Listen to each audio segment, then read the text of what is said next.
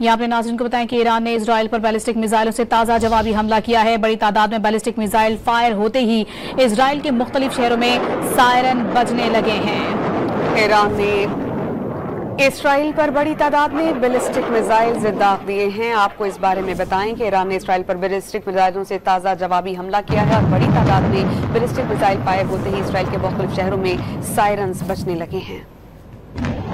यहाँ अपने नाज़रीन को बताएं कि ईरान ने इजराइल पर बैलिस्टिक मिसाइलों से ताज़ा जवाबी हमला किया है। बड़ी तादाद में बैलिस्टिक मिसाइल फायर होते ही इजराइल के मुख्तलिफ शहरों में सायरन बजने लगे हैं। ईरान ने इसराइल पर बड़ी तादाद में बैलिस्टिक मिसाइल दाग दिए हैं। आपको इस बारे में बताएं कि ईरान ने इसराइल पर बैलिस्टिक मिसाइलों से ताज़ा जवाबी हमला किया है और बड़ी तादाद में बैलिस्टिक मिसाइल फायर होते ही इसराइल के मुख्तलिफ शहरों में सायरन्स बजने लगे हैं।